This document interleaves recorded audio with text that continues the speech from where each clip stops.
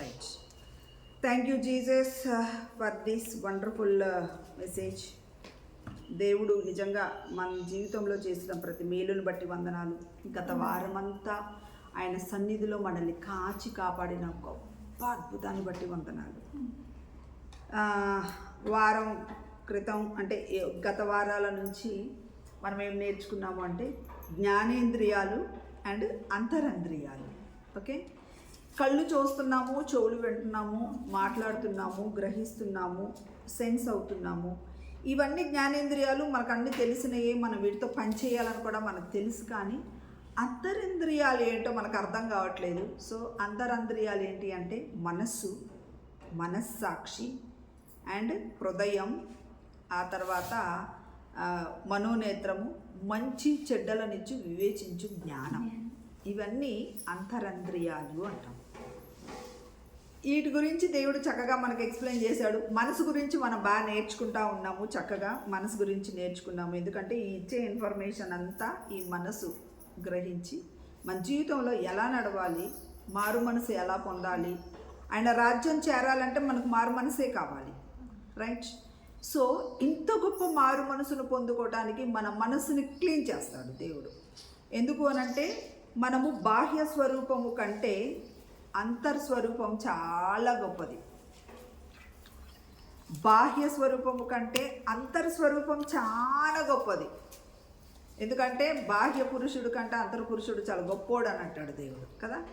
అంతరంగ స్వభావాన్ని దేవుడు చూస్తూ ఉంటాడు, దేవుడు బాహ్యాన్ని చూడడు. ఈ అంతరంగం చాలా క్లీన్ అవ్వాలి. అందుకే నీ మనసును మార్చుకోవాలి, మనస్సాక్షిని శుద్ధి చేసుకోవాలి, హృదయాన్ని క్లీన్ చేసుకోవాలి, నువ్వు అంతరాత్మలో ఉంటున్న ఆ కళ్ళు తెరవబడాలి. ఓకే, తర్వాత దేవుని సన్నిధిలో మంచేందో చెడిందో గ్రహించగలగాలి. ఇవన్నీ మనకు చేయగలిసిన మాటలు. ఇవన్నీ చేయకుండా ఏదో పిచ్చి పనులు చేసి జీవితం అంతా వ్యర్థంగా మన జీవితాన్ని వ్యర్థం చేసుకుంటున్నాం మనం. రైట్. అయితే మారు మనసు పొందకపోతే నువ్వు నా రాజ్యాన్ని చేరవని చెప్పేసి దేవుడు యోహాను ద్వారా, భక్తుల ద్వారా, ప్రవక్తల ద్వారా మరి చాలామంది కరాఖండిగా చెప్పారు. ఈవెన్ యేసుప్రభు కూడా మీరు మారు మనసు పొందితేనే తప్ప నా రాజ్యానికి చేరరు మీరు అని చెప్పేశారు. అయిపోయింది అక్కడ. ఇప్పుడు మనసు అయిపోయింది, దాని గురించి క్షుణ్ణంగా మనం చూసుకున్నాము. ఇప్పుడు రెండోది ఏంటి అంటే మనస్సాక్షి. మనస్సాక్షి అంటే ఏంటి అంటే మన గురించి మనకు తెలియబడేది. ఇది ఒక అవయవం. నీ గురించి నువ్వు తెలుసుకోవాలి. మనమేందో మనకు అర్థం కాదు. ఒక్కొక్కసారి మనం చాలా మంచోళ్ళం అనుకుంటాం కదా. అది ఏంటి, సామెతల గ్రంథంలో ఒక మాట ఉంటుంది, 16వ అధ్యాయము 25వ వచనంలో ఏమంటుందంటే, నీ ప్రవర్తన నీకు మంచిగానే కనబడుతుంది కానీ తుదకు అది నిన్ను మరణానికి దారి తీస్తుంది. రైట్. మరణానికి దారి తీస్తుంది. నువ్వు బాగానే ఉన్నావు, చక్కగా ఉన్నావు, మంచినే ఉంటున్నావు, నేను చేసింది కరెక్టే అనుకుంటున్నావు, నేను మంచినే ఉన్నాను అనుకుంటున్నావు, కానీ తుదకు మనల్ని ఎక్కడ తీసుకెళ్తుంది అంటే అది మరణానికి తీసుకెళ్లే అవకాశం ఉంటుంది.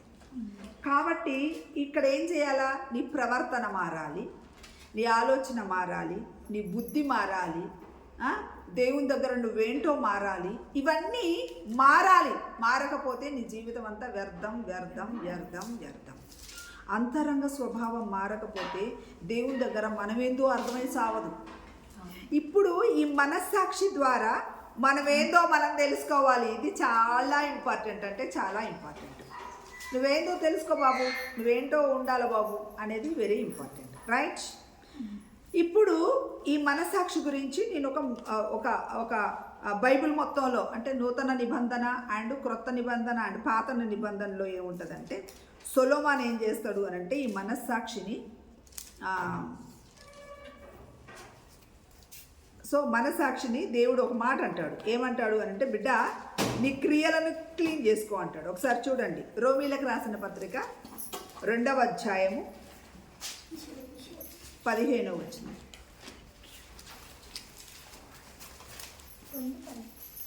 రోమీలకు రాసిన పత్రిక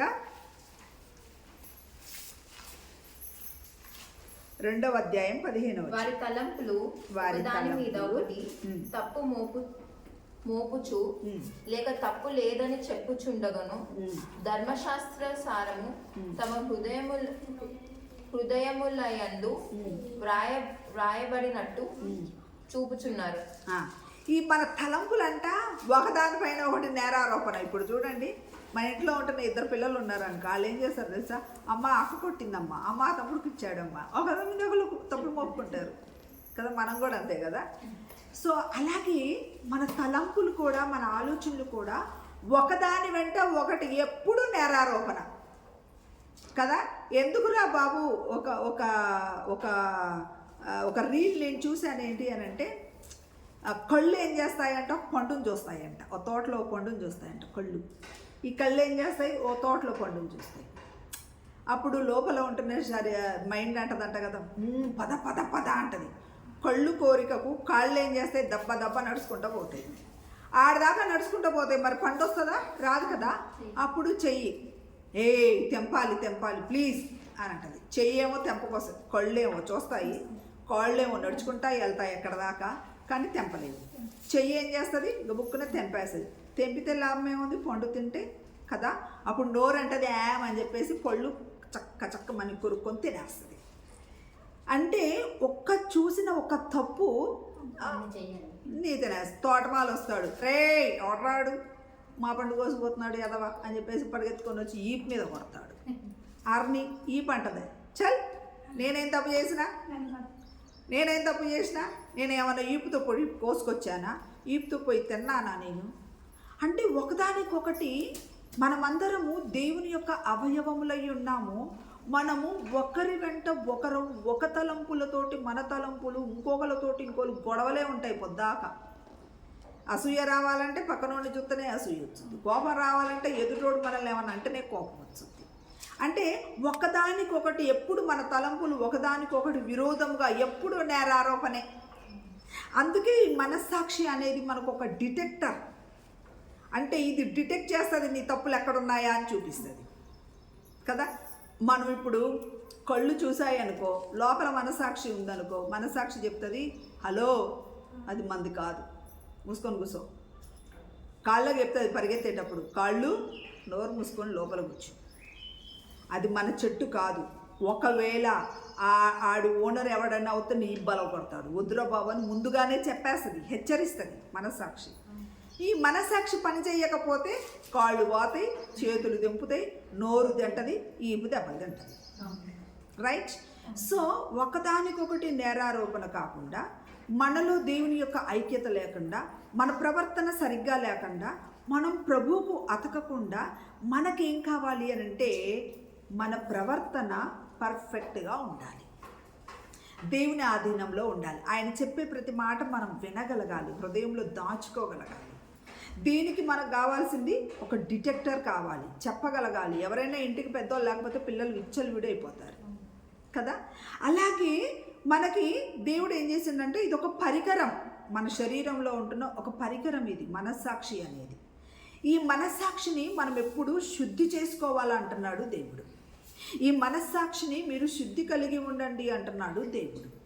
ఓకే, మన బైబిల్లో చూసినట్లయితే చాలాసార్లు ఉంటుంది నిర్మలమైన మనస్సాక్షి, వాత వేయబడిన మనస్సాక్షి, కఠినమైన మనస్సాక్షి, ఇట్లాంటి పదాలన్నీ వింటూ ఉంటాం.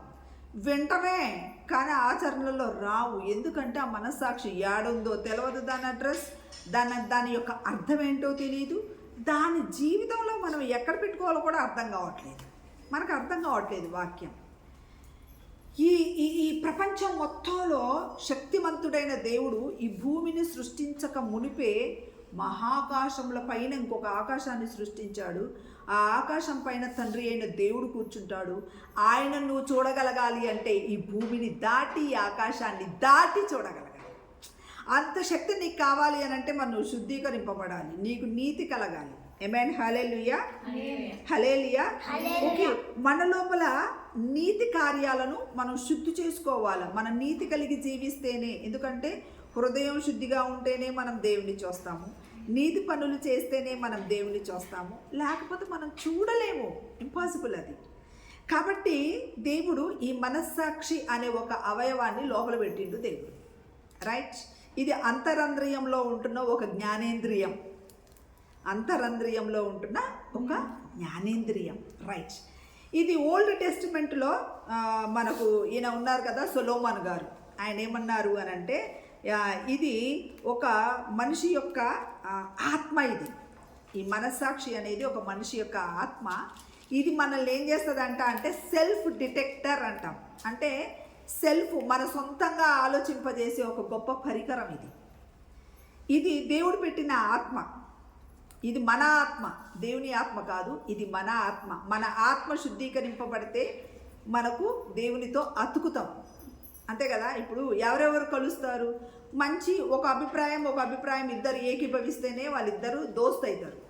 నేను అలా కాదు అంటే మన ఫ్రెండ్స్ అవుతామా? ఇప్పుడు ఇద్దరు ఫ్రెండ్స్ ఉన్నారు, తోటలోకి నేను వెళ్తానంటాడు, ఇంకోడేమో వద్దంటాడు. వద్దన్న మాట వాడికి స్నేహం చేస్తామా? ఆడి మాట వద్దా, ఓకేలే అంటే వాడితో మనం స్నేహం అయిపోతాం. అలాగే మన ఆత్మ ఒక సెల్ఫ్ డిటెక్టర్.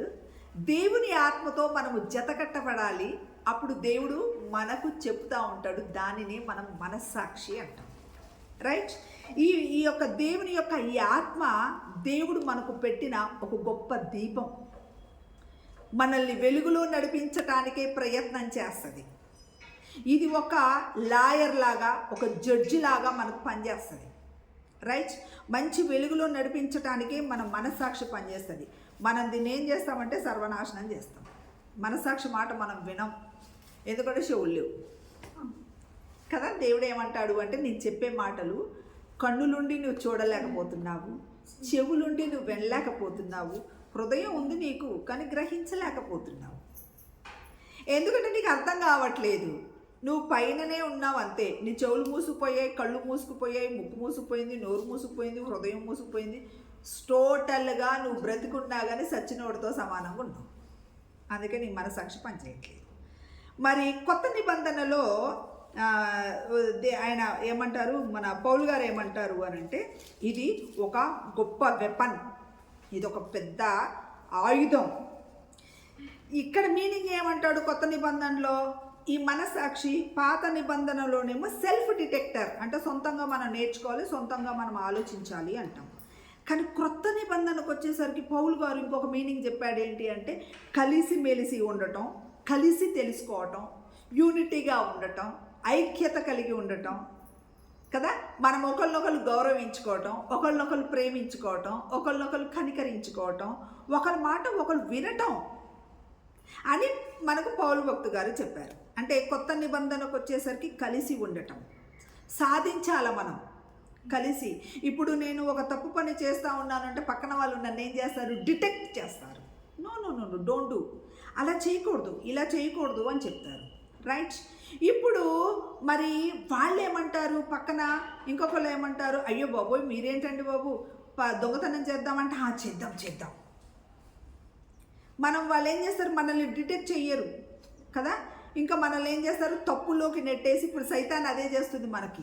మన చేత తప్పులు చేపిస్తుంది, మన చేత అబద్ధాలు ఆడిస్తుంది, మన చేత కోప్పడిస్తుంది, మన చేత బోలుడు తప్పులు చేపిస్తుంది. మనల్ని తీసుకుపోయి ఎడగుసబెడుతుంది, దేవుని ముందు దోషిలాగా నిలబడుతుంది, ఆ జడ్జి ముందు దోషిలాగా నిలబెడుతుంది. హలో, నేనేమన్నానా? నువ్వేగా పోయా పండు కోసుకున్నావు, నేనేమన్నానా? నేను రమ్మన్నానా? నీ గోసిచ్చినా నీకు? నువ్వేగా కోసుకున్నావు. ఎంత ముఖ్య ఆలోచన కదా మన జీవితాలు, ఎంత వ్యర్థమైన ఆలోచనలు కదా మన జీవితాలు కదా.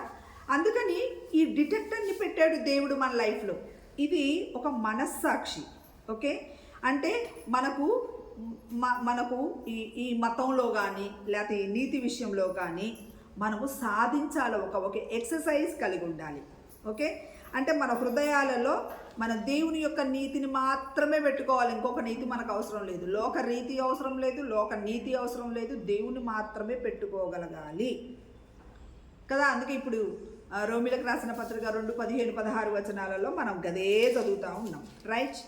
అయితే మనం ఏం చేస్తుంది అని అంటే, ఈ యొక్క మనకు మనస్సాక్షిలో కూడా 2 రకాల మనస్సాక్షులు ఉంటాయి. ఒకటేమో మురికి మనస్సాక్షి, అంటే మన గతాన్ని గుర్తు చేసి మనల్ని కుంగదీస్తుంది ఒక మనస్సాక్షి.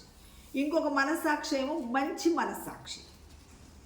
మనకున్నది మామూలు మనస్సాక్షి, ఇది ఏం చేస్తుంది తెలుసా?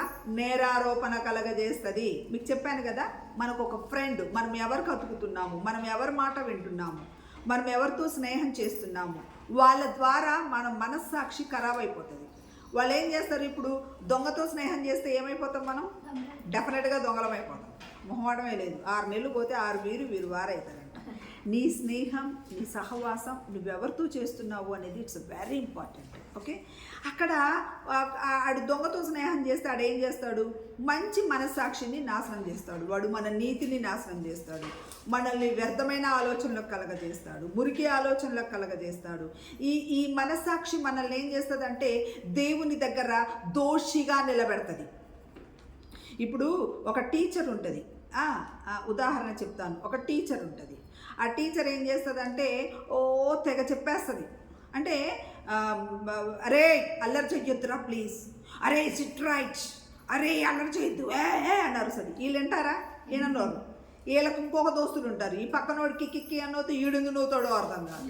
ఆడేం చేస్తే ఈడదే చేస్తాడు. ఇప్పుడు లోకంలో జరిగే పనులు అయ్యే. ఆడేం చేస్తే మనం అదే చెయ్యాలి, ఆడేం చేస్తే మనం అదే చెయ్యాలి. మనకేం అవసరం లేదు. నిజమైన దేవుణ్ణి గ్రహించలేకపోతున్నాం.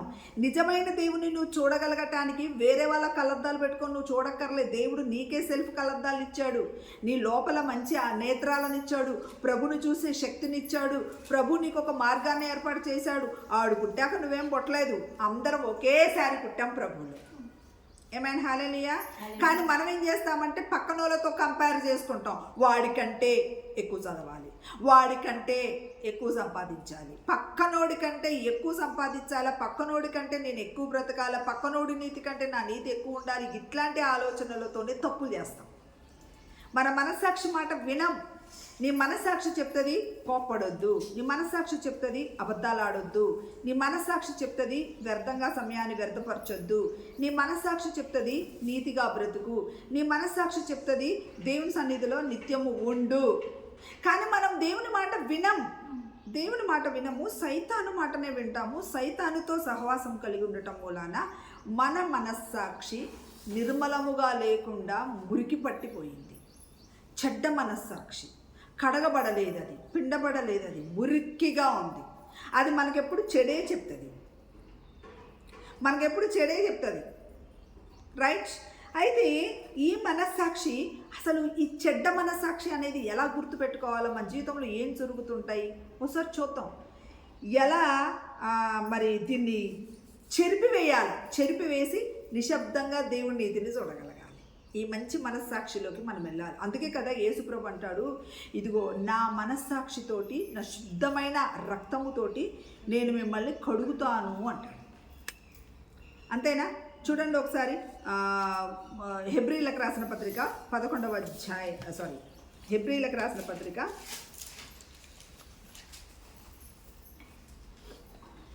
1 లేకపోతే 1 పేతురు చదువు బిడ్డ.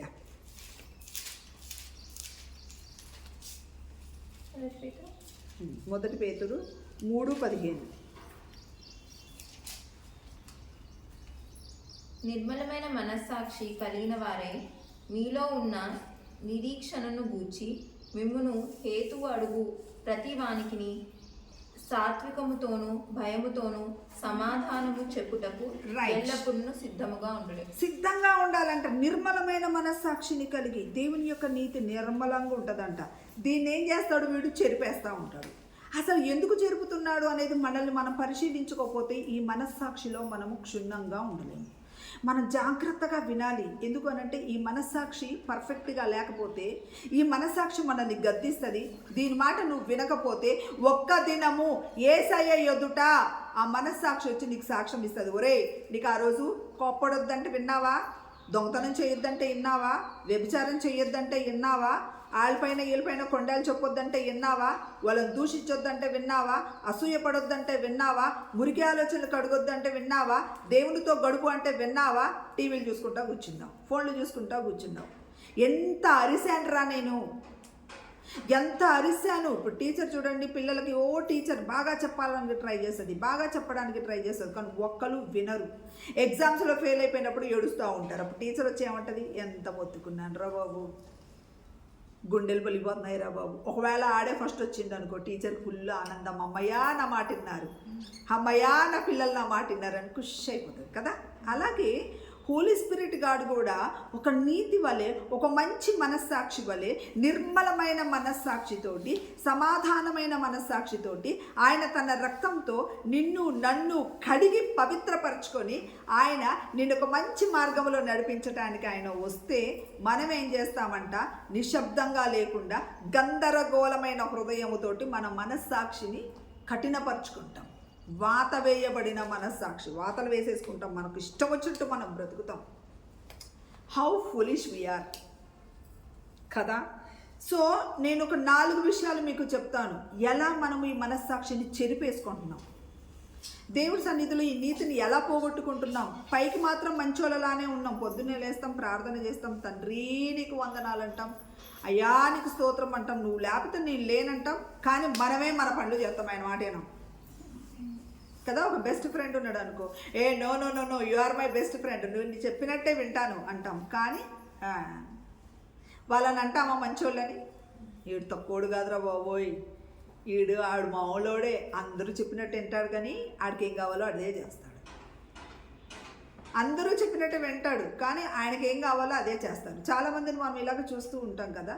అవన్నీ ఎందుకు జరుగుతున్నాయి? దేవుడికి ఇవన్నీ ఇష్టం లేదంటాడు. దేవుడికి ఏమి ఇష్టం? ప్రేమ ఇష్టం. అందుకే ఆయన ఆజ్ఞల్లో కూడా ప్రేమించమన్నాడు. దేవుడికి ఇవన్నీ తెలుసు, వీళ్ళకు మంచి మనస్సాక్షి ఉండదురా బాబు, వీళ్ళంతా గందరగోళంలో ఉండిపోతారని చెప్పేసి దేవుడు ఏం చేస్తాడంటే ఒకరినొకరు ప్రేమించుకోమంటాడు. ఒకరి మాట ఒకరు గౌరవించుకోండి, ఒకరినొకరు ప్రేమించుకోండి, ఒకరికొకరు నీతి కలిగి ఉండండి, ఒకరికొకరు కనికరం పొందుకోండి, క్షమించుకోండి, ఒకరినొకరు గద్దించుకోండి, ఒకరినొకరు హెచ్చరించుకోండి, ఒకరినొకరు మంచి మార్గంలో నడవండి. ఇద్దరిద్దరు జతగా ఉంటేనే నా రాజ్యం చేరగలరు. ఏకీభవించండి, నేను మీ మధ్యలో వచ్చి మిమ్మల్ని నా రాజ్యానికి తీసుకెళ్తాను అంటాడు. కాబట్టి ఇంత గొప్ప మనస్సాక్షి మనకి అసలు దాని గురించే ఆలోచించాం. మనకేం కావాలి అంటే శ్రేష్టమైన జీవితం ఏంటి అంటే విచ్చలవిడితనం. మనకేం నచ్చితే నీ మైండ్ ఏం చెప్తే అదే చేయాలి. మనసు మారకపోతే మనస్సాక్షి పనిచేయదు.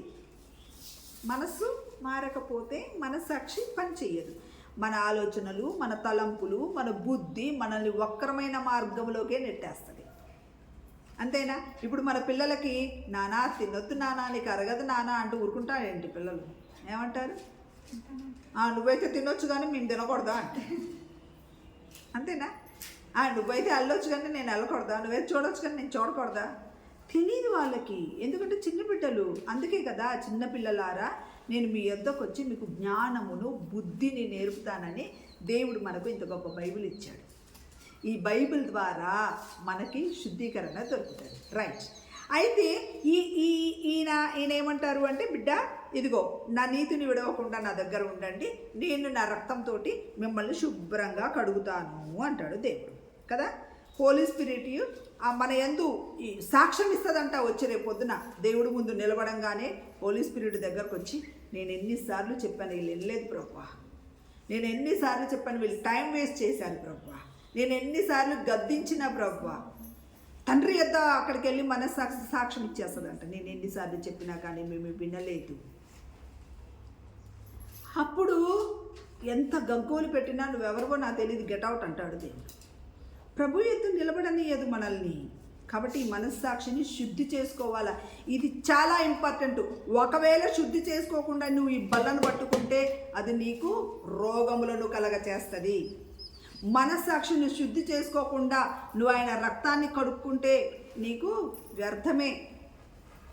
అందుకే ఒక పాట ఉంటుంది కదా, యేసు రక్తము రక్తము రక్తము, యేసు రక్తము రక్తము రక్తము, అమూల్యమైన రక్తము, మంగళమైన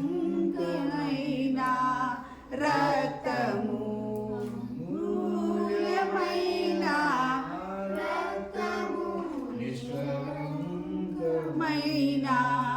రక్తము. ఇంకా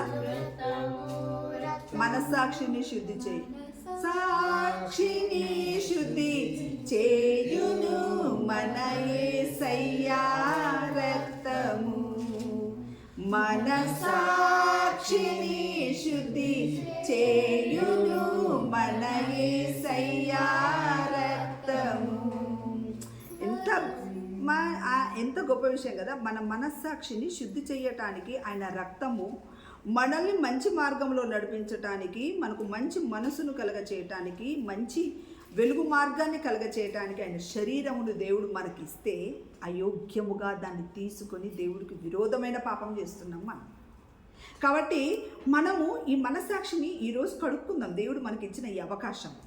4 విషయాలు నేను మీకు చెప్తాను. ఎక్కడెక్కడ మన మనస్సాక్షిని కోల్పోతున్నాము, ఎక్కడెక్కడ మన మనస్సాక్షిని గ్రహించటము లేదు, మన మనస్సాక్షిని ఎక్కడెక్కడ మనం నాశనం చేస్తున్నాం అనేది మీకు చెప్తాను. నెంబర్ 1, ఒకటి ఏం చేస్తామంట, మన మనస్సాక్షిని చెరిపేస్తాం జక్ జక్ జక్ జక్ జక్ జక్.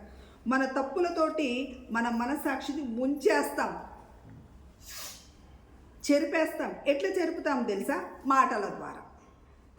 ఏం కాదు. ఇప్పుడు ఎవరి దగ్గరన్నా వెళ్ళి రండి, యేసయ్య చాలా గొప్ప దేవుడు. ఇప్పుడు చూడండి, ఇప్పుడు కొద్దిగా ఫ్యాషన్ అయిపోయింది జనాలకి.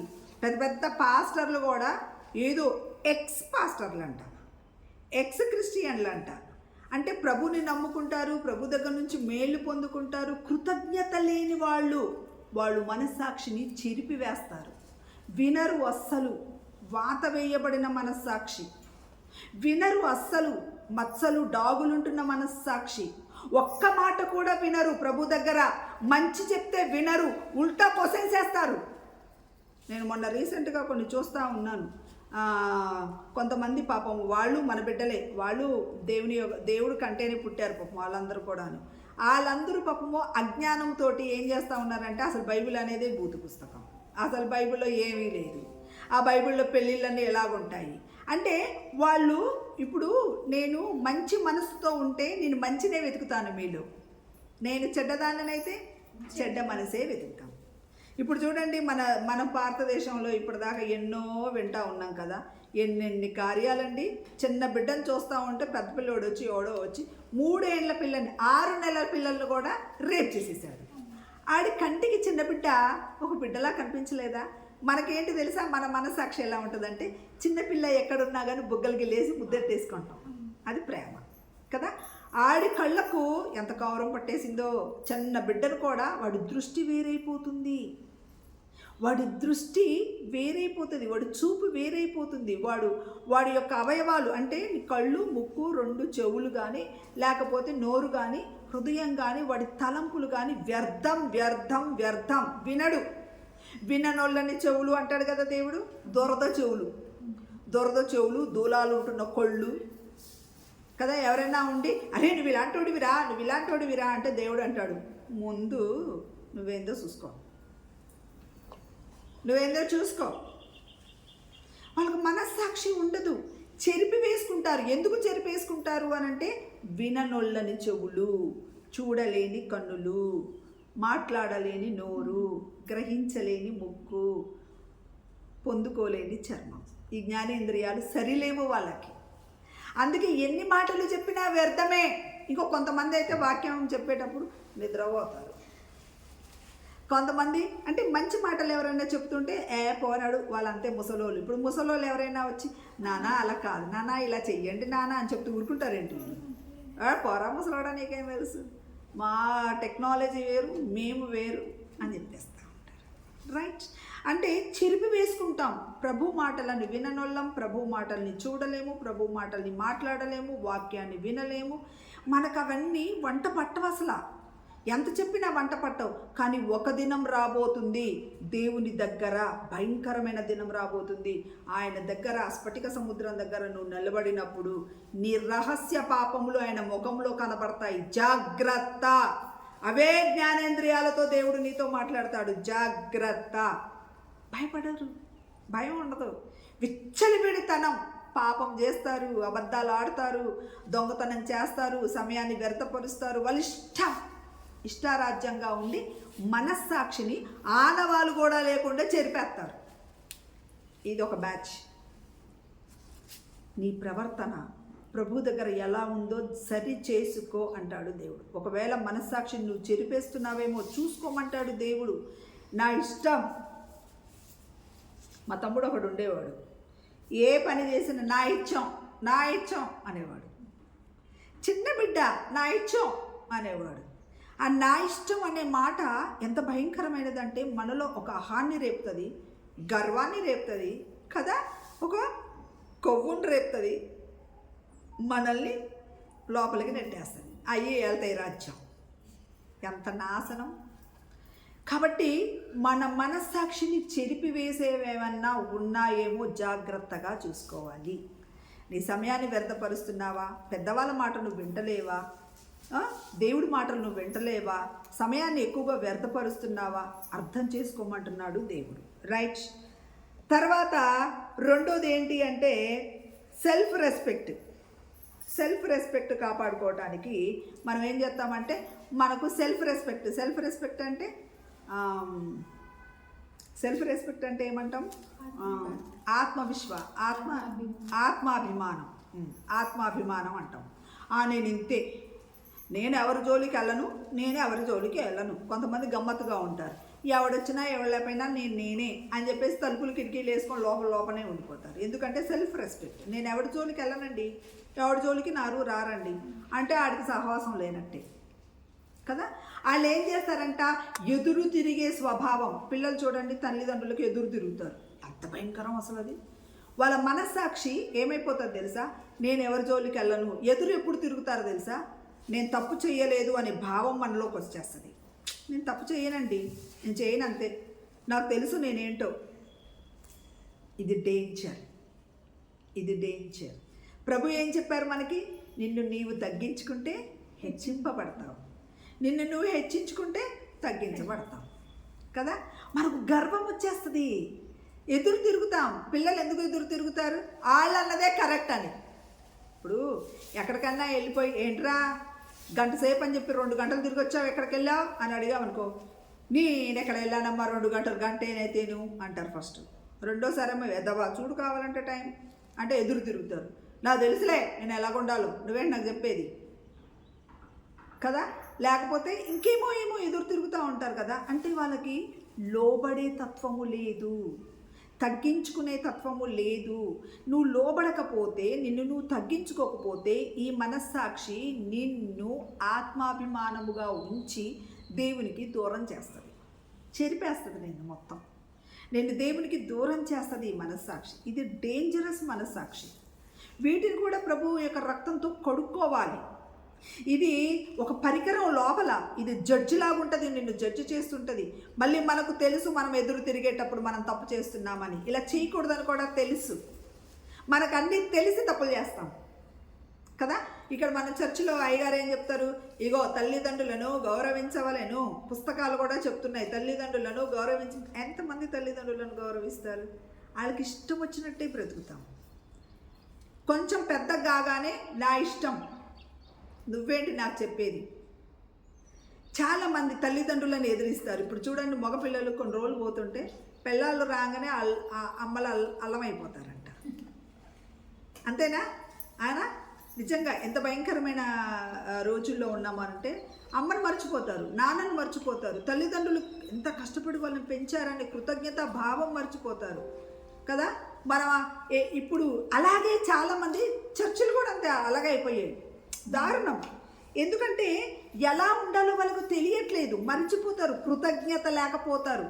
తల్లి తండ్రి, ఒక తల్లిని తండ్రిని మనసులో నన్ను పెంచిన విధానం ఎంత గొప్పది అని ఆలోచిస్తే, దావీదు దేవునికి హృదయానుసారుడు ఎందుకు అయ్యాడు అంటే ఆయనను తయారు చేసిన విధానం ఆలోచించిండు దావీదు. వామ్మో, నన్ను తయారు చేసినవంటే నువ్వు మామూలోడి గౌరవ దేవుడు, అందుకే నువ్వంటే నాకు ఇష్టం. ఒక తల్లి తండ్రి యొక్క పడే బాధను మీరు అర్థం చేసుకుంటే నువ్వు వద్దన్నా గౌరవిస్తావు. వాళ్ళు నీకు సొరకలేసి వాతలు పెట్టినా, లేకపోతే నేను ఇంట్లో నుండి బయటకు వెళ్ళగొట్టినా, నీ మీద ఉమ్ము ఉంచినా తుడుచుకొని కాళ్ళు మొక్కుతావు. ఎందుకంటే నీకు అర్థం చేసుకునే జ్ఞానం లేదు, నీ మనస్సాక్షి వింటలేవు నువ్వు మాట. అందుకే నువ్వు ఎదురు చెప్తావు. అందుకే నువ్వు తల్లిదండ్రులను వదిలిపెడతావు, ఆత్మీయ తల్లులను వదిలిపెడతావు, తండ్రులను వదిలిపెడతావు. నీకు ఇష్టం వచ్చిన రీతిలో నువ్వు పరిగెత్తుతూనే ఉంటావు. ఇప్పుడు చూడండి, నిజంగా చెప్తున్నాను కదా, సంఘాలలో ఎంతమందికి ఇప్పుడు సంఘము ఒక బోధకుడిని దేవుడు ఒక తల్లిగాను తండ్రిగాను నియమిస్తాడంట. ఒక ఆత్మీయ తల్లి ఆత్మీయ తండ్రి అంటాం కదా మనం. ఒక బోధకుడు బోధిస్తాడు. ఎందుకు బోధిస్తాడు? మన లోపల ఉంటున్న ఇలాంటి చీకటిని తొలగించి వెలుగులోకి మనల్ని నడిపించటానికి మనకు బోధిస్తాడు. మనం వింటామా? మనకేం కావాలి? హంగులు గొంగులు కావాలి, పెద్ద పెద్ద చర్చి కావాలి, నా హృదయం అక్కడ విస్తరించకపోయినా పర్లేదు, నా పెద్ద గుంపులో ఉంటే నేను ఎవరికీ కనపడను దేవునిలో. మేము చిన్నప్పుడు ఇలాంటి చెడ్డ పనులు బాగా చేసేవాళ్ళం కదా. ఏదన్నా పనులు చేసి వచ్చామనుకో, ఇప్పుడు ఏదైనా చదువు రాలేదు, చదవలేదు మేము, అప్పుడు ఏం చేస్తామంటే అందరితో పాటు మనం కూడా చేతులు ఎత్తి మనం కొంచెం చిన్నగా ఎత్తుతాం. అంతేనా? కనపడితే మనల్ని లేపుతారా? లేనడు చెప్పు అంటారేమోనని తలకాయ వెనకకు ముందుకు ఇలా చేస్తూ ఉంటారు. మీరు గమనించండి. ఎప్పుడైనా మనం కూడా దేవుని దగ్గర దాచుకొని బ్రతుకుతాం. నలుగురిలోకి వెళ్ళినప్పుడు మనం కనపడమంటాం. హృదయము విప్పి ప్రభు సన్నిధిలో తేటగా చూపించే దమ్ము ధైర్యం ఎవ్వరికీ ఉండదు. ఎందుకు అనంటే మనం ఎంచుకున్న మార్గము విచిత్రమైన మార్గము, మనం ఎంచుకున్న మార్గము మురికి మార్గము.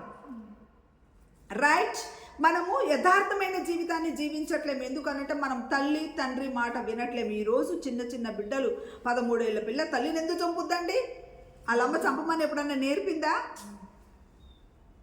ఒక తల్లి బిడ్డ కలిపి తండ్రిని ఎందుకు చంపారు?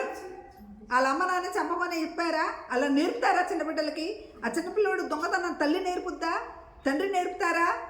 వాళ్ళే పరిగెత్తుతారు సమాజంలో పడి, వాళ్ళే పరిగెత్తుతారు పెద్ద గుంపులలో పడిపోయి.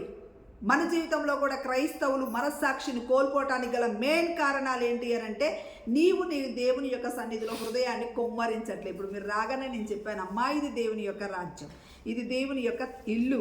ఈ ఇంటిలో మనం రాగానే ఏం చేయాలో? మన హృదయాన్ని కుమ్మరించాలి. ఆ హృదయాన్ని ఆయన క్లీన్ చేసి మనకిస్తే వారం రోజులు మళ్ళీ హ్యాపీగా బతుకుతాం. హృదయాన్ని కుమ్మరించడానికి వెళ్ళరు. వాళ్ళకేం కావాలి? ఆ మ్యూజిక్ కావాలి. ఒకప్పుడు ఆరాధన క్రమముగాను మర్యాదగాను జరిగేది. ఇప్పుడు పెద్ద మ్యూజిక్లు, టపాకసులు పేల్చుకోవటాలు, ఎగరటాలు, దునకటాలు. అసలు నీకు ఆ హంగామాలో నీ హృదయం పెడుతున్నావా, పక్కోడు హృదయం పెడుతున్నావా అర్థం కాదు. అందరికీ హంగామా కావాలి. ఆ టైంలో అప్పటి వరకు ఆనందంగా ఉంటే చాలు. తర్వాత నెక్స్ట్ ఏంటి అర్థం కాదు. నీ గమ్యం ఏంటి అర్థం కాదు. నిరీక్షణ లేని వారలారా అని తిడతాడు దేవుడు. ఎంత భయంకరం! ఇలాంటి మనకు అంటే ఇలా ఏమంటావంటే, నా సెల్ఫ్ రెస్పెక్ట్, నేను గద్దించి ఎవరైనా చెప్తే నా నా నా హార్ట్ డ్యామేజ్ అయిపోయింది. ఎవరికి గద్దింపు మాటలు నచ్చవు. ఎందుకు? ఇప్పుడు పక్కింటోళ్ళని చాలా రెస్పెక్ట్గా మాట్లాడతాం. నమస్కారం అండి ఆంటీ గారు. కానీ మన అమ్మకు మాత్రం, ఎందుకంటే అమ్మ రోజు తిట్టుద్ది కాబట్టి, అమ్మ రోజు కొట్టుద్ది కాబట్టి, అమ్మ రోజు పొద్దున్నే లే అంటది కాబట్టి, అమ్మ రోజు హెచ్చరిస్తుంది కాబట్టి ఈ హెచ్చరికలు నచ్చవు. మనం గద్దిస్తే నచ్చదు. ప్రభు చెప్తున్నాడు మీరు గద్దించాలి. తప్పు చేస్తే, పిల్లోడిని ఏం చెప్పాడు దేవుడు? ఒక మాట అన్నాడు, బిడ్డా నీ కొడుకు కూతురు తప్పులు చేస్తే నువ్వేం చేయాలో? బెత్తం పట్టుకో. నీ పిల్లోడు జ్ఞానవంతుడు అవుతాడు. బెత్తం పట్టుకోకపోతే జ్ఞానవంతుడు కాడు. వీళ్ళకేమో ఆ సెల్ఫ్ రెస్పెక్ట్ ఎవరు మనం పెంచేది అంటే, తల్లి తండ్రి పిల్లలకు సెల్ఫ్ రెస్పెక్ట్ పెంచేది. జ్ఞానం లేక, బెత్తం పట్టుకోక, ఈ గాడుదులు ఈ బెత్తం దెబ్బలు తినక పక్కింటోళ్ళని నమస్కారం అండి ఆంటీ గారు అంటారు. ఇక అమ్మగా ఏంటి పదక్కులు ఇస్తావు నన్ను చినేవా అంటారు. రెస్పెక్ట్ లేదు. ఒక తల్లిని తండ్రిని ఎదురు తిరుగుతున్నారు. తండ్రి మాట వినట్లేదు, దేవుని మాట వినట్లేదు. దేవుడు మనకు రోజు లేవంగానే మాట్లాడాలని ఆశపడతాడు. పొద్దునే లేవం. ఎందుకు లేవము అంటే పక్కింటోడు ఉంటాడు ఇక్కడ. ఆడంటాడు, జోజో రాత్రంతా నువ్వు నిద్రపోలేదు, నువ్వు రాత్రంతా చెరిపేసుకుంటున్నావు, సమయాన్ని వ్యర్థపరిచినావు, ఏ సమయంలో ఏది చేయాలో నీకు తగిన జ్ఞానం లేదు, శాశ్వత కాల జ్ఞానం నీ హృదయంలో లేదు, నువ్వు నశించిపోతున్నావు. నీకు సెల్ఫ్ రెస్పెక్ట్ ఎక్కువ. నిన్ను నువ్వు అంటావు, నీ శరీరంతో నువ్వు మాట్లాడుకుంటావు, నాకు రాత్రంతా నిద్ర లేదు కాబట్టి పొద్దున పడుకున్నాను. నీకు నువ్వే సెల్ఫ్ రెస్పెక్ట్. నువ్వు ఇంకొకరికి రెస్పెక్ట్ ఇవ్వక్కర్లేదు, ఇంకోళ్ళ మాట వినక్కర్లేదు. ఇది మన మనస్సాక్షిని కోల్పోవటానికి గల మెయిన్ కారణాలు. నీకేం తెలుసండి బాబు? ఎవరినన్నా కష్టాల్లో ఉంటున్న వాళ్ళు మనకు కదిపాం అనుకోండి, వాళ్ళు ఏమంటారు తెలుసా? నీకేం తెలుసండి బాబు, నేను పడిన కష్టాలు నీకు అర్థమవుతే అంటారు. ఆ కష్టాల నుండి బయటికి రమ్మంటానికి మనం మంచి మాటలు చెప్తే అవి లోపలికి పోవు, రుచించవు. ఎందుకంటే గద్దింపు నచ్చదు మనకి. ఎందుకంటే ఇదంతా ఇలా సెల్ఫ్ రెస్పెక్ట్ అంటూ గద్దింపు నచ్చకుండేటోళ్ళని దేవుడు ఏమంటాడంటే పందులాగా అయ్యా నాకు పందుల గుంపు, గొర్రెల గుంపు కూడా కాదు పాపం. ఎవరో మతోన్మాదులు మన క్రైస్తవులందరినీ గొర్రెల గుంపు అంటున్నారు. మనం అంత పవిత్రమైన జంతువులంగా నిజంగా పందులం. మనస్సాక్షి లేని వాళ్ళందరూ పందుల గుంపే. ఎవరు తిట్టుకున్నా బాధ లేదు, నేనైతే హెచ్చరిస్తున్నా. ఎందుకు అనంటే ఒక చిన్న కథ చెప్తాను మీకు. ఒక యజమాని పందుల గుంపుని తీసుకొని అలా వెళ్తున్నాడంట. పందుల గుంపుని తీసుకొని వెళ్తున్నాడు. అవన్నీ సప్పుడు చేయకుండా వెళ్ళిపోతున్నాయంట. సహజంగా పందులు ఏం చేస్తాయి, ఒక బురదను చూడంగానే పరిగెత్తుతాయి కదా, నీళ్ళని చూడంగానే ఉరుకులాడతాయి, అటు ఇటు ఎటు అనుకుంటే తిరుగుతూ ఉంటాయి. కానీ యజమానుడు పోతుంటే ఆ యజమానుడు వెనక కనీసము తలకాయ కూడా తిప్పకుండా పోతున్నాయి అంట. హర్ని అవి మళ్ళీ తలకాయ కింది కొంచెం, పందులు ఎప్పుడు కిందికి పెడతాయి కదా, వాటికి దొరుకుతుంది ఆహారం. ఏందబ్బా తలకాయ ఉంచకుండా ఇంతమంది జనాలు ఎట్టబోతున్నాయి, ఇంతమంది ఎట్టబోతున్నారు అర్థం కాలేదంట. ఆయన దగ్గరికి వెళ్ళిపోయి యజమానుడిని అడిగిండంట, ఒరే బాబు నీ పందుల గుంపు ఎంత డిసిప్లిన్గా పెంచినావు, యు ఆర్ సో గ్రేట్, ఎంత మంచి పందుల గుంపు అయ్యా, నీ దగ్గరికి ఇంత పందుల గుంపు మామూలుగా లేవు, ఒక్కొక్కడికి 10,000 పందుల గుంపులు 1,00,000 పందుల గుంపులు వచ్చేస్తున్నాయి, ఇలాగా ఏంటది, ఎలా పెంచుతున్నావు ఇంత గుంపుని అని అంటే ఆయన అంటాడు, పిచ్చి మొహాలారా మీకేం తెలుసు, అవి పైకి చూడలేవు, దేవుని అయితే చూడలేవు, వాటికి తిండి యావ ఎక్కువ, కొడిపోయి వాడికి దేవుడు, ఏం దొరుకుద్దా అని ఎదురు చూసేవి. నేనేం చేస్తున్నానంటే చిక్కుడు కాయలను గింజలను తీసి ఒక్కొక్క గింజ వేసుకుంటూ వస్తున్నాను. ఏం చేస్తున్నా నేను, చిక్కుడు కాయలని ఒక్కొక్క గింజ వేసుకుంటూ వస్తున్నా. ఆ గింజల కొరకు వస్తున్నాయి. హృదయం శుద్ధీకరక్కర్లేదు వాటికి, దేవుడి మాట వినాలని అక్కర్లేదు వాళ్ళకి. ఎంత పందుల గుంపులు, వాళ్ళకి ఎంతసేపు ఇంత పెద్ద జనాలు మేమున్నాము, ఇంత పెద్ద ఇదిలో మేమున్నాము. అరే నువ్వు దేవుని సన్నిధికి వచ్చేందుకు నిన్ను నువ్వు గొప్ప చేసుకోవటానికి కాదు, నువ్వు దేవుడి సన్నిధికి వచ్చేదానికి నేను ఇలా అని ఎత్తులు చెప్పుకోవటానికి కాదు. నువ్వు దేవుడి సన్నిధికి ఎందుకు వస్తున్నావు అంటే నువ్వు తెలుసో తెలియకో చేసిన వారము తప్పులు ప్రభు సన్నిధిలో కడుక్కోవటానికి వస్తున్నావు, నువ్వు మంచిని నింపుకోవటానికి వస్తున్నావు. అది నీకు నిజంగా సెల్ఫ్ రెస్పెక్ట్. ఆ మనస్సాక్షి నీకు హెల్ప్ చేస్తుంది. నువ్వు దేవుడి సన్నిధికి ఎందుకు వస్తున్నావు, చక్కగా నువ్వు హ్యాపీగా దేవుడి యొక్క సన్నిధిలో అద్భుతం చేయడానికి దేవుడు నిన్ను తీసుకొస్తున్నాడు. ఆమేన్, హల్లెలూయా. ఎంత గొప్ప దేవుడు కదా మన దేవుడు, ఎంత శక్తిమంతుడు కదా మన దేవుడు. సరే ఈ పందుల గుంపులాగా మనం కూడా ఫాలో అయిపోతున్నాం అంతే. ఇంకా ఇప్పుడు చూస్తే నిజంగా నేను ఓపెన్గా చెప్పేస్తాను ఏంటి అంటే, చాలామంది చర్చిలలో మా అయ్యగారు ఇలాగే చెప్పారండి, మా అయ్యగారు ఇలాగే అనమన్నారండి, మా అయ్యగారు ఏం చేస్తాం మేము అదే చేస్తాం, మామూలుగా ఉండదండి. అసలు దేవుడిని ఎక్కడ గణపరచరు. మా అయ్యగారండి స్టేజ్ మీద నిలబడితే ఏగలేస్తాం. ఎవరిని కనపరుస్తున్నావు, ఎవరు నిన్ను కడిగేది? ఆయన రక్తము ఆయన శరీరము కదా, అది పొందుకోవటానికి నీకు అర్హత ఉందా లేదా అని నువ్వు ప్రార్థన చేసుకోవటానికి వెళ్ళాలి, కానీ అక్కడ ఆనందపడటానికి వెళ్తారు. ఎంత మురికి ఆలోచన. అందుకే మనం ఇంకా పందుల గుంపుల్లాగానే ఉండిపోయాం. కాబట్టి మన మనస్సాక్షిని ఆయన రక్తముతో శుద్ధి చేసుకోవాలి. రక్తం అంటే ఏదో పాత్రలో తెచ్చి మనకు కడగటం కాదు. రోజు స్నానం చేస్తాం, పైనే దొడుచుద్ది కానీ లోపల దడవట్లేదు. లోపల దడవాలంటే ఈ వాక్యమే, ఈ గద్దింపుకు లోబడాలి. అందుకే యాకోబు రాసిన పత్రిక 4:7 అంటారు, యెహోవాకు లోబడుడి, యెహోవా గద్దింపుకు లోబడుడి, అప్పుడు ఆయన మీ యొద్ద నుండి సాతాను పారిపోతాడు, ఇంకా మిమ్మల్ని ఇబ్బంది పెట్టాడు, మీ మనస్సాక్షిని పాడు చెయ్యడు, వాడు పారిపోతాడు అంతే నువ్వు దేవునికి లోబడితే. మనం దేవునికి లోబడము, దేవుని భక్తులకు లోబడము, దేవుని యాజకులకు లోబడము, మన ఇష్టం వచ్చినట్టు మనం బ్రతుకుతాం, మన ఇష్టం వచ్చినట్టు మనం పాపాలు చేస్తాం. మన ఇష్టం, నా మనసు ఏం చెప్తుందో నేను అదే చేస్తా, నాకెవరు చెప్పొద్దు, నా తెలివి చాలా ఉంది అని గర్వపడతాం. ఇదంతా నాశనానికి. కోపపడతాం, నాశనానికి. కాబట్టి సెల్ఫ్ రెస్పెక్ట్ అనేది ఉండకూడదు. ఇంకోటి ఏంటి అంటే పక్కకు మళ్ళించే పద్ధతి. పక్కకు మళ్ళించే పద్ధతి మన మనసులో ఇదంతా శుద్ధీకరణ అయినాక లోపల నుంచి హోలీ స్పిరిట్ అంటాడు, బిడ్డా ఏ నువ్వు మొన్న విన్నావు వాక్యం, ఆదివారం అమ్మగారు అయ్యగారు ఏం చెప్పారు వాక్యం, ఆ వాక్యరీతిగా నడుచుకోవచ్చు కదా అంటే అవును కదా, అబ్బో క్రైస్తవ జీవితం చాలా కష్టం అండి బాబు. వాళ్ళ దగ్గరికి వెళ్తే అబద్ధం ఆడొద్దంట, అబద్ధాలు ఆడకుండా లోకంలో బ్రతకగలమా, మోసం చేయకుండా లోకంలో బ్రతకగలమా, చిన్నదో చితకదో అబద్ధాలు ఆడతాంగా, దొంగతనం చేస్తాంగా, అక్కడికి వెళ్తే సినిమాలు చూడొద్దంట, అక్కడికి వెళ్తే మోసాలు చేయొద్దంట. అబ్బాయి ఇదంతా కఠినమైంది, వద్దమ్మా ఆ దేవుడు. ఈ దేవుడు అయితే ఫ్రీగా ఉండొచ్చు, మన ఇష్టం. రాయికి మొక్కాలంటే రాయికి మొక్కొచ్చు, కట్టెకి మొక్కాలంటే కట్టెకి మొక్కొచ్చు, ఆకాశానికి మొక్కాలంటే ఆకాశానికి మొక్కొచ్చు. ఒక్కొక్కళ్ళు ఒక్కొక్క దేవుడిగా చేసుకుంటున్నారు. కొడుపే వాళ్ళకు దేవుడు, వాళ్ళ చేతులే వాళ్ళకు దేవుడు, వాళ్ళ భుజాలే వాళ్ళకు దేవుడు, వాళ్ళ మైండే వాళ్ళకు దేవుడు. వాళ్ళ మైండ్ ఏం చెప్తే అదే చేస్తుంది, అదే వాళ్ళకు దేవుడు. ఏమైనా చేసుకోవచ్చు.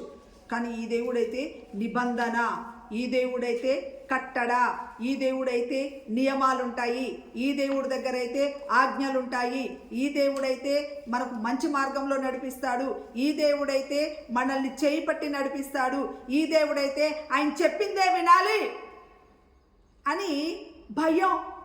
కాబట్టి వీళ్ళు ఏం చేస్తారంట, వాళ్ళ యొక్క మనస్సాక్షి నుంచి దారి మళ్లించడానికి టీవీలు చూస్తారు, ఫోన్లు చూస్తారు. లోపల మనస్సాక్షి చిన్నగా చెప్తుంది, నానా టైం వేస్ట్ చేయకు నానా, నేను పుట్టించిన నానా, నిన్ను బ్రతికించిన నానా, ఈ భూమి మీద నీ గాలి పీల్చుకుంటున్నావు అంటే నీ గొప్పతనమే నానా, ప్లీజ్ నానా, నువ్వు మామూలుడివి కాదు నానా, నిన్ను పుట్టడంతోనే ప్రసంగి 7:29 అంటాడు కదా, నువ్వు పుట్టడంతోనే యథార్థవంతునుడిగా నిన్ను పుట్టించిన నాన్న, నువ్వు మంచోడివి నాన్న, శాశ్వత కాల జ్ఞానాన్ని పెట్టిన నాన్న, ఏ కాలంలో అది జరగాలి అంటే నీకు మంచి జ్ఞానం ఇచ్చిన నాన్న, విను నాన్న అని లోపల నుంచి మనస్సాక్షి మనతో మాట్లాడుతుంటే మనం ఏం చేస్తామంటే దాన్ని డైవర్ట్ చేయటానికి అబ్బా బోరు కొడుతుంది అనిపేసి మాకు వెళ్ళిపోతాం. లేకపోతే ముచ్చట్లు. నీకు విషయం తెలుసా, పక్కింటమ్మాయి లేచిపోయిందంట, ఆ అబ్బాయి కొట్లాడుకున్నారంట, వాళ్ళు 3 పిల్లలకు రోజు కొట్లాటే, వాళ్ళ మీద కొండాలు, టైం వేస్ట్, సినిమాలు టైం వేస్ట్, టీవీలు టైం వేస్ట్, సీరియళ్ళు టైం వేస్ట్ కదా, లేకపోతే టైం పాస్ అవ్వటానికి తిరగటాలు, ఎంజాయ్ చేయటాలు టైం వేస్ట్. అదే దేవుని దగ్గర కూర్చుంటామా ఒక్క క్షణం, దారి మళ్ళిస్తామంట. ఎందుకంటే మనస్సాక్షిని సమాధి చేస్తాం. దేవుడు మాట్లాడుతుంది వింటాం, ఎందుకంటే మనం మంచోళ్ళం కాబట్టి నిజంగా వింటాం. అమ్మో మళ్ళీ అంతా తిరిగేసి వచ్చినాక లోపల దేవుడు అంటాడు, ఏరా ఇందాక నుంచి పిలుపుతుంటాను వినమే, నిజమే కదా పాపం మమ్మీ ఇంటిలా చెప్పింది, నిజమే కదా అని లోపలికి వెళ్ళి పశ్చాత్తాపడతాం, బాధపడతాం, కుంగిపోతాం, కూలిపోతాం, మురికి. ఎంత ఘోరం అండి మన జీవితాలు. పక్కకు మళ్ళీ ఇచ్చేస్తాం, మన పనిలే, దోషి ఎవరో కాదు మనమే, మన మనస్సాక్షిని హత్య చేసిన హంతకులం. వాడు మౌలోడు కాదు, మనతో స్నేహం చేసేటోడు. వాడుకున్న గొప్ప లక్షణాలు ఏం తెలుసా, అబద్ధికుడు, హత్య చేసేవాడు, నాశనం చేసేవాడు, అంత భయంకరమైన నరహత్యలు చేసేవాడే వాడు పనే అది. ఇంకా దొంగతనాలు చేసేవాడు, అబద్ధాలు చెప్పేవాడు, నరహత్యలు చేసేవాడు, మనల్ని నాశనం చేసేవాడు. వాడుకుంటున్న గొప్ప లక్షణాలు, ఆ లక్షణాలే మనం పుచ్చుకుంటున్నాం. ఒక అబద్ధం ఆడటానికి 100 అబద్ధాలు క్రియేట్ చేసుకుంటాం.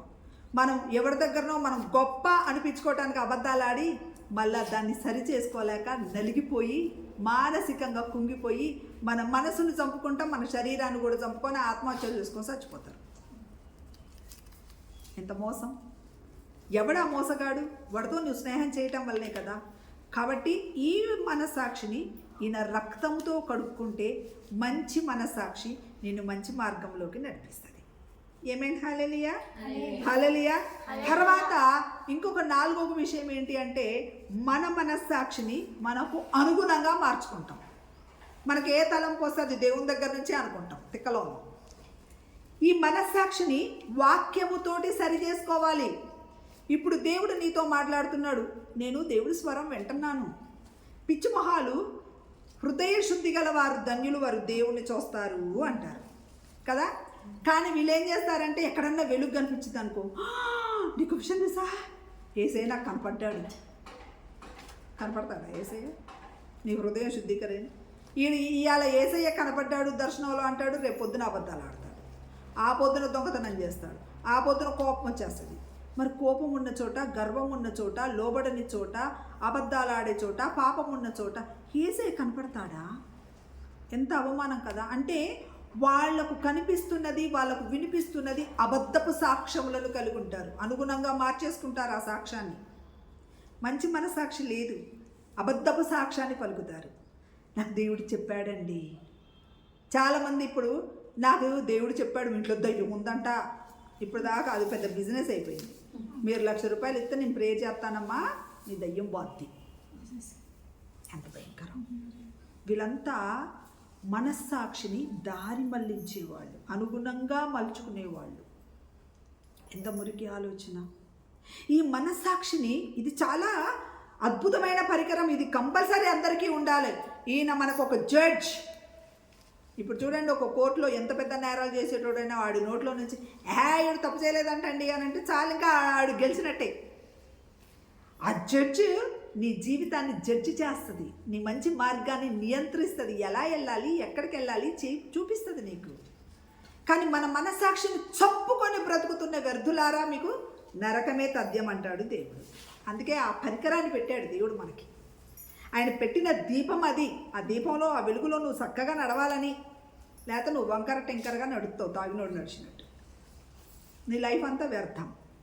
ఇది చాలా అద్భుతమైన ఒక గొప్ప అవయవము, అంతరంద్రియపు అవయవము అంటాం దీన్ని. ఏమైనా హల్లెలూయా. ఏం చేస్తాము? ఇతరుల గురించి చెడ్డగా మాట్లాడుకొని దారి మళ్ళిస్తాం. ఇంకా టైం వేస్ట్. సరే, మరి ఇప్పుడు ఎన్ని నేర్చుకున్నాం మనము? ఒకటేమో చెరిపివేయడం, ఒకటేమో ఆత్మాభిమానము, ఇంకోటేమో పక్కకు మళ్ళించే పద్ధతి, ఇంకొకటేమో మనకు అనుగుణంగా మార్చుకునే మనస్సాక్షి. వీటి నుండి మనం ఎట్లా విడుదల పొందాలి?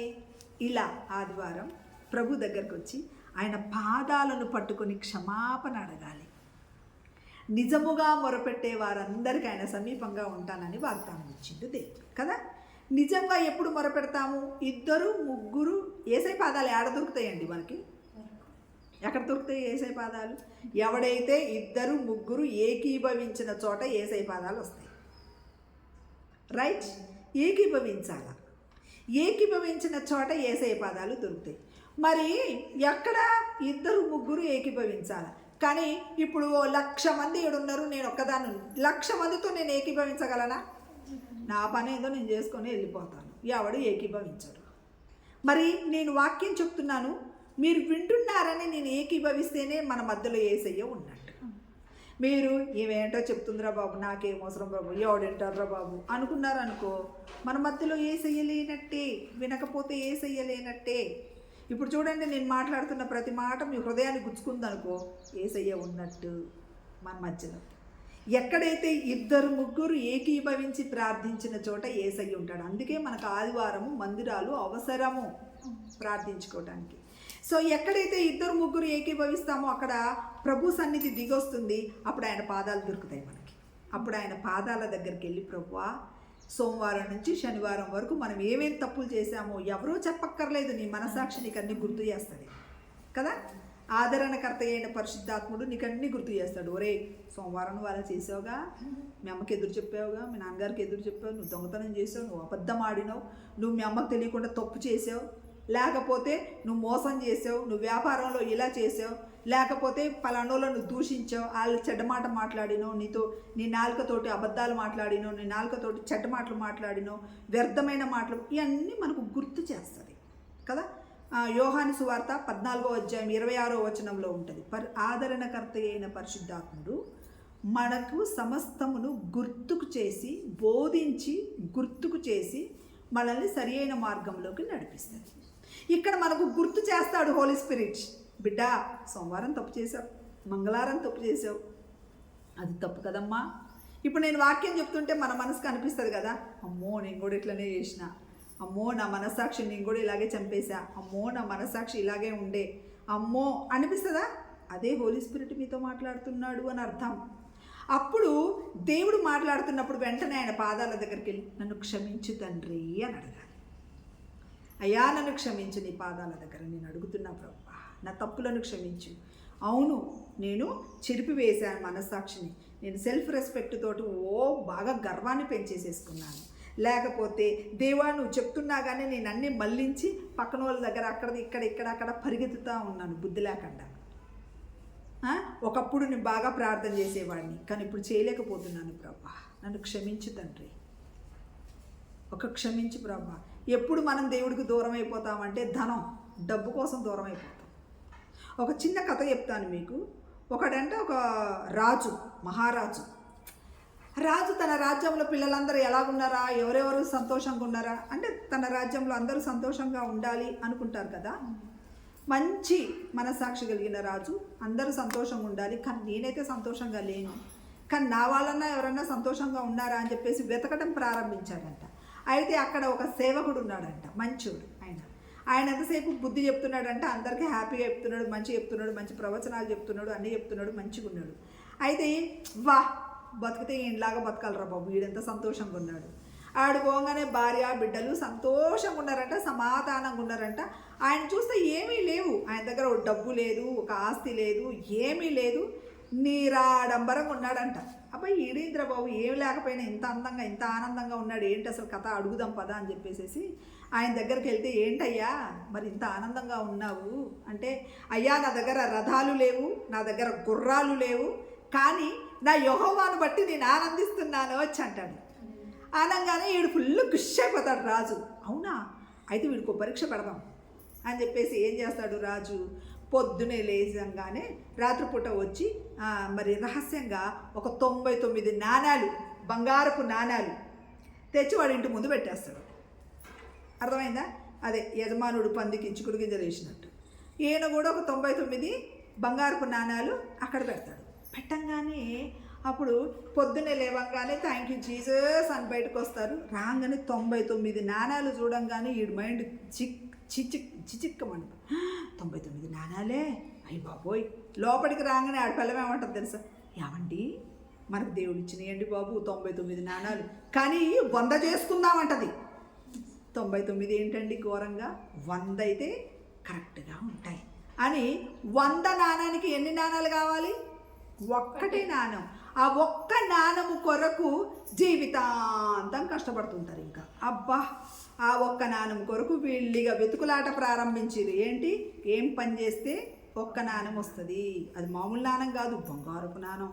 బోల్డ్ కష్టపడితే ఒక బంగారపు నాణం వస్తుంది. మరి అవునా, ఎంతో ఇప్పుడు చూడండి, 200 గజాలు కొనాలంటే ఎంత కష్టం అండి కదా, ఎంత డబ్బులు కావాలి. ఈయన స్తుతించటం వదిలేసిండు, ప్రార్థించటం వదిలేసిండు, ప్రభు సన్నిధిని వదిలేసిండు. ఇప్పుడు లోకం అందరూ ఎట్ట బతకాలో నేను కూడా అట్టనే బతకాలని చెప్పేసి ఆయన దారి మళ్ళీపోయిండు. ఆయన దారి మళ్ళింది. ఇప్పుడు లోకాశల్లో పడిపోయిండు. లోకంలో ఆ ఒక్క నాణము కొరకే, ఆ ఒక్క బంగారపు నాణం కొరకు తన జీవితాన్ని పణముగా పెట్టాడు. ఎంత అవివేకం అంటే, సకల పరిశుద్ధులను కూడా మోసపుచ్చటానికి సాతాను రెడీగా ఉంటాడు, జాగ్రత్త. అందుకే నీ మనస్సాక్షిని నువ్వు శుద్ధి చేసుకోవాలి అంటాడు దేవుడు. తెలీదు, మనం మంచిగానే కనబడుతున్నావులే అనుకున్నాడు ఆయన. నేను రోజు ప్రే చేస్తున్నాను కదా, దేవుడిచ్చిన వరమేనేమో. ధనం అన్ని కీడులకు మూలం. ఈ ధనం అనే ఆశ నీలో వచ్చిందా, నువ్వు ప్రభుకు దూరం అవుతావు. దూరం అయిపోయాడు, ఎక్కడికెక్కడికో వెళ్ళిపోయాడు. తప్పు తెలుసుకొని తిరిగి వచ్చేటప్పటికి ప్రభు వచ్చాడు, వెళ్ళిపోయాడు కూడా. అయ్యో ప్రభువా, మొన్నటిదాకా నేను నీ కోసమే చేశాను కదయ్యా, ప్రార్థన చేశాను కదా అంటే నువ్వు ఓడిపో, నా తెలియపో అంటాడు దేవుడు. నీకు మనస్సాక్షి లేదు, నీకు కృతజ్ఞత లేదు. ఎందుకనంటే నిన్ను నేను గద్దించి, నిన్ను హెచ్చరించి, నిన్ను ప్రేమించి, నిన్ను కనికరించి, నిన్ను మంచి మార్గంలోకి నిన్ను నా చెయ్యి పట్టి నడిపిస్తే నువ్వేమో పందులాగా నా జీవితం అని తప్పిపోతావా? తప్పిపోయిన కుమారుడా, నీ స్థానమేది? పందుల స్థానమే. చిక్కుడు గింజల కొరకు జ్యేష్ఠత్వాన్ని పోగొట్టుకుంటున్న ఏశావు బ్రతుకు మనది. చిక్కుడు గింజల కొరకు యజమానుడిని, ఆ యజమానుడు బాగా చిక్కుడు గింజలు వేసి తీసపోయి అక్కడ ఏం చేస్తాడు, పందులను ఏం చేస్తాడు, కోసి అమ్ముకుంటాడు. నిన్ను నాశనము చేసే వైపుకు మనం పరిగెత్తుతుంటాం. ఎంత బురికే ఆలోచన. డబ్బు, ధనం, ఎవడిస్తాడా ధనం? డబ్బు కొరకు మనం ఎంత పనైనా చేస్తాం, కానీ నీ హృదయాన్ని కుమ్మరించే స్థానంలో, నిన్ను హెచ్చరించే స్థానంలో, నిన్ను సరిచేసే స్థానంలో నిలబడలేము. ఎవరైనా మనల్ని బాగా సరిచేస్తున్నారంటే దోస్తు కట్టిఫ్, ఎప్పుడన్నా మీ స్నేహితులకు చెప్పండి, ఒకరోజు చెప్పండి, రెండో రోజు చెప్పండి, మూడో రోజు ఆడు నీ స్నేహం మానేస్తాడు. ఆడు నువ్వెంత హెల్ప్ చేసి నువ్వెంత చేసినా కృతజ్ఞత కోల్పోతాడు. పోరాబాయ్ నీతో నాకేం పని. ఆడు ఏమనకుండానే 1000 రూపాయలు ఇస్తుండు, నువ్వు తిట్టి 10 రూపాయలు ఇస్తున్నావు. అమ్మ తిట్టి, ఇప్పుడు మీ అమ్మని 10 రూపాయలు అడిగారనుకో, మీ అమ్మ 100 క్వశ్చన్లు అడుగుద్ది. నిన్ను మోసం చేసేటోడు 1000 రూపాయలు ఇస్తున్నాడు, వాడి దగ్గరకు నువ్వు ఖచ్చితంగా పరిగెత్తావు. గద్దించే వారి దగ్గర మనం ఉండలేము. ఎందుకంటే మనకు మనస్సాక్షి వాత వేయబడినది. చంపేస్తున్నాం మనసాక్షిని, చెరిపేస్తున్నాం మనస్సాక్షిని, మనం దారి మళ్లించేస్తున్నాం, మనకి ఇష్టం వచ్చినట్టుగా మనం బ్రతుకుతున్నాం, మనస్సాక్షిని మనకు అనుగుణంగా మలుచుకుంటున్నాం.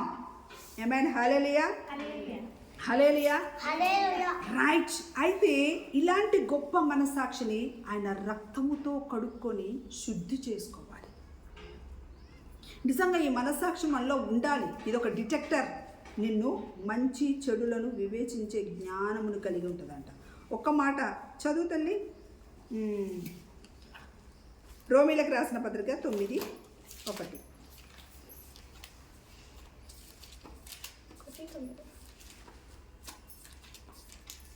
9:1 నాన్న. రోమీలకు రాసిన పత్రిక 9వ అధ్యాయం 1వ వచనం. నాకు బహు దుఃఖమును నా హృదయంలో మానని వేదనను కలవు. క్రీస్తునందు నిజమే చెప్పుచున్నాను, అబద్ధం ఆడుట లేదు. పరిశుద్ధాత్మయందు నా మనస్సాక్షి నాతో కూడా సాక్ష్యమిచ్చుచున్నది. రైట్. ఒక దినము పరిశుద్ధాత్మతో కూడా. ఎందుకు ఈ మనస్సాక్షి నీకు అవసరం అంటే, నువ్వు దేవుని దగ్గర సాక్షిగా నిలబడేటప్పుడు నీ పక్కన హోలీ స్పిరిట్ ఉంటాడు, నీ పక్కన దయ్యం ఉండకూడదు. ఏమండి వాడు ఏం చేస్తాడు తెలుసా? దయ్యం ఏం చేస్తాడు? సైతాను వీడొచ్చి, హలో ఎందుకు వీడిని ఇట్లా పాడు చేసావంటే, నేనేం పాడు చేయలేదయ్యా, అవ్వమ్మనేమి నేనేమి రాలేదు, నేనేమన్నా పిలిచాను ఆమెను బొట్టు పెట్టి? ఆవిడే వచ్చింది, ఆవిడ కళ్ళు చూశాయి, ఆవిడ కాళ్ళు వచ్చాయి, ఆవిడ చేతులు వచ్చాయి, పీక్కున్నాయి, ఆవిడ నోడు తినేసింది. దానికి ఆవిడని కొట్టకుండా నన్ను కొడతారేంటి? నేనేమన్నా రమ్మన్నానా? వాడు మన చేత అబద్ధాలు చెప్పిస్తాడు, నిందలేపిస్తాడు, మళ్ళీ శిక్ష మాత్రం మనకే వేపిస్తాడు. కానీ హోలీ స్పిరిట్ మాత్రం మనల్ని సరిచేస్తాడు, మనల్ని గద్దిస్తాడు, మనల్ని మంచి మార్గంలోకి నడిపిస్తాడు, మనతో కూడా సాక్ష్యం ఇస్తాడు. భలా నమ్మకమైన నా దాసురాలా, నా నీతి విషయంలో నువ్వెప్పుడు వెనకకెళ్ళలేదు, నా వాక్యం విషయంలో నువ్వెప్పుడు వెళ్ళలేదు. అందరూ నిన్ను విడిచిపెట్టినా నువ్వు నా దగ్గరే ఉన్నావు, నన్ను పట్టుకున్నావు, నా ఆత్మచేత నువ్వు సంధింపబడ్డావు, నేను చెప్పినట్టే నువ్వు విన్నావు, ఆహా అని సాక్ష్యం ఇస్తాడు. ఎప్పుడైనా హోలీ స్పిరిట్ మన కొరకు సాక్ష్యం ఇవ్వడం ఎక్కడన్నా ఎంత గొప్ప విషయం అసలు అది. ఎప్పుడు నీ మనస్సాక్షి శుద్ధీకరింపబడినప్పుడు నీతో కూడా హోలీ స్పిరిట్ కూడా నీ గురించి సాక్ష్యం ఇస్తాడు. అది నిజమైన జీవితం, అది మనస్సాక్షిని కలిగిన జీవితం, అది నిజమైన. ఎందుకు అనంటే మనమేమి ఆర్డినరీ పీపుల్ కాదు, ఆయన సంకల్పంలో పుట్టిన వాళ్ళం. మనం ఇష్టం వచ్చినట్టు బ్రతకటానికి లేదు ఇక్కడ. ఆయన నిన్ను పుట్టించాడు, ఆయన నిన్ను తన పని కొరకు నిన్ను పుట్టించాడు. కాబట్టి ఖచ్చితంగా ఆయన పని చేయాలి. మన ఇష్టం వచ్చినట్టు మనం బ్రతకటానికి కాదు, స్వేచ్ఛగా ఒక జంతువులాగా పరిగెత్తటానికి కాదు, లేదా ఒక పక్షిలాగా ఎగరటానికి కాదు. ఎంత దూరం ఎగిరిన పక్షి అయినా సరే చచ్చిపోతే గాల్లోనే ఉండిపోద్దా? మరణిస్తే ఆకాశపు అంచుల్లోకి ఎగిరిన పక్షి కూడా మరణిస్తే ఎక్కడ పోవాలి? భూమి మీదకే రావాలి, భూమి మీదకే రావాలి. నీ స్థితిని మర్చిపోవద్దు అంటాడు దేవుడు. కాబట్టి నీ మనస్సాక్షిని గద్దించి మరీ ఈరోజు చెప్తున్నాడు, తండ్రి యొక్క శరీరంతో, తండ్రి యొక్క రక్తముతో నువ్వు కడుక్కో ఆ మనస్సాక్షిని కదా. 1 కొరింథీయులలో ఒక చక్కని మాట ఉంటుంది, నేను దాన్ని చెప్పి నేను ముగిస్తాను. ఎందుకు అనంటే 1 కొరింథీయులు 11వ అధ్యాయంలో ఒక మాట ఉంటుంది చూడండి.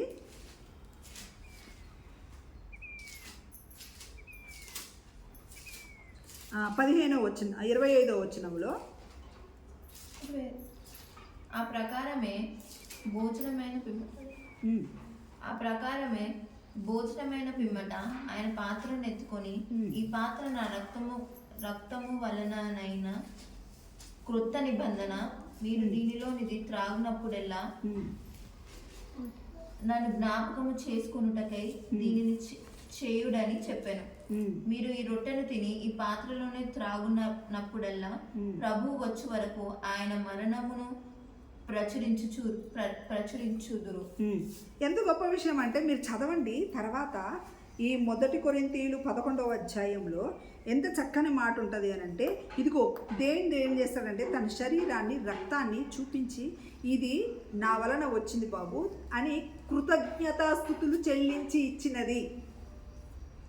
థ్యాంక్స్ చెప్తాడు. మనకు కృతజ్ఞత కోల్పోయిన దినాన నీ మనసాక్షి చచ్చినట్టే కదా. ఒక తల్లి తండ్రి కష్టాన్ని నువ్వు చూడలేకుండా కృతజ్ఞత కోల్పోతే నీ మనసాక్షి చచ్చినట్టే, రైట్.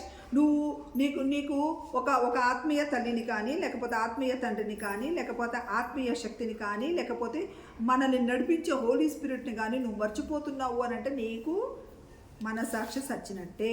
నువ్వు మరణించిన వాడితో సమానము. ఇక మరణించిన వాడి జీవము కలిగిన ఆయన శరీరాన్ని ఏం తింటే వస్తుంది? చచ్చిపోయిన తర్వాత ఇప్పుడు వీడికి అన్నం పెట్టి చచ్చిపోయిన తర్వాత మంచిగా ఇస్తరాకేసి ఇంత అన్నం పెట్టి అన్నం కూరలు వాడికి ఇష్టమైనవి అన్ని ఉడిపెడతాడు. వచ్చి తింటాడా? తినలేరు. అందుకే నువ్వు మరణించకముందే, నువ్వు చచ్చిపోకముందే, నువ్వు మరణము నీ దగ్గరికి రాకముందే జీవము గల దేవుని నువ్వు తెలుసుకోవాలని దేవుడు ఈరోజు మనసాక్షి ద్వారా మనకి హెచ్చరిస్తున్నాడు. ఒకదిన నువ్వు చచ్చినావు అనుకో, ఎవడు వినగలవా? చూడగలవా? మాట్లాడగలవా? పేస్ట్. నీ ఆత్మ దీపం ఆరిపోద్ది. ఎందుకంటే నరుడుకు దేవుడు ఆత్మ అనే దీపాన్ని లోపల పెట్టిండు. ఇప్పుడు నీ మనసాక్షి మాట్లాడితే వినగలవా? బ్రతికి ఉండగానే నిన్ను నువ్వు సరి చేసుకోవాలి. బ్రతికి ఉండగానే నిన్ను చెరిపేస్తున్న మనసాక్షి ఏంటి? లేకపోతే నీకు ఆత్మాభిమానంతో వచ్చిన మనసాక్షి ఏంటి? లేకపోతే నువ్వు కృతజ్ఞత లేకుండా బ్రతికే మనసాక్షి ఏంటి? నువ్వు ఎక్కడ కృతజ్ఞత కోల్పోతున్నావు? వాక్యం హెచ్చరిక నీకు ఎందుకు అర్థం కావట్లేదు? నిన్ను నీ హృదయంలో సరి చేయటానికి నీకు ఎందుకు అర్థం కావట్లేదు? ఇప్పుడు చూడండి, ఐస్ క్రీమ్ షాప్ వాడు చాలా ఇష్టం మనకు. వాడిని మనం మంచిగా అంకుల్ అంటాం, ఎందుకంటే వాడు మంచి మంచి ఐస్ క్రీములు తింటాడు. ఆ ఐస్ క్రీములు దీన్ని జలుబు వస్తే డాక్టర్ దగ్గర పోవాలంటే ఎంత కష్టం కదా. డాక్టర్ అంటే కోపం మనకి, ఎందుకంటే వాడు సూదిస్తాడు. ఈడేమో పాడు చేస్తాడు, ఈడేమో బాగు చేస్తాడు. బాగు చేసేవాడి దగ్గరికి వెళ్ళాం మనం, పాడు చేసేవాడి దగ్గరికి వెళ్తాం. ఎందుకంటే మనకు చిక్కుడు గింజలు కావాలి. మనం అప్పటికప్పుడు చిక్కుడు గింజలు కావాలి నోటికి. బాగుంటుంది. అది లోపల పోయినాక ఏం చేస్తుందో మనకు తెలియదు. సో మనసాక్షి మనకేం చెప్తుంది? ఒరే బయట వర్షం వస్తుందిరా, చలికాలం రా, ఐస్ క్రీమ్ తింటే తొక్తవరా బాబు అని లోపల చెప్పుద్ది. ఆమేన్, హల్లెలూయా. కాబట్టి మన మనస్సాక్షిని శుద్ధి చేసుకోవటానికి ఆయన రక్తము, ఆయన శరీరమును దేవుడు మనకిచ్చాడు. ఈ మనస్సాక్షి శుద్ధీకరింపబడకపోతే ప్రభు రాజ్యంలో మనము స్థిరముగా ఉండలేము. ఆయన రాజ్యంలో మనం నిలబడలేము. ఆయన సన్నిధిలో మనం స్థిరంగా ఉండలేము. కాబట్టి మనం లేచి దేవుని సన్నిధిలో ప్రార్థన చేసుకుందాం. ప్రభువా మనస్సాక్షిని శుద్ధీకరించమని అడుగుదాం. ప్రభు ఈ ఒక వాక్యాన్ని ఆశీర్వదించి నిజంగా మన మనసాక్షిని శుద్ధీకరించమని ప్రభు సన్నిధిలో మనం మోకరిల్లి ప్రభుని అడుగుదాం. ఎందుకంటే ఆయన ప్రేమమయుడు. Thank you Lord Almighty. దేవాది దేవా, మా జీవితంలో నీ మాటలు వినలేని చెవులు, నిన్ను చూడలేని కన్నులు, నీతో మాట్లాడలేని నోరు ప్రభా, మా తప్పుల్ని మన్నించండి. కృతజ్ఞత లేని వారముగా, నీ గద్దింపుకు లోబడని వారముగా నాయన పందులు మేపు పొట్టులో మేము ఉన్నామయ్యా. ఆ పందుల గుంపులో మేము చేరిపోయామయ్యా. క్షమించు నాయన.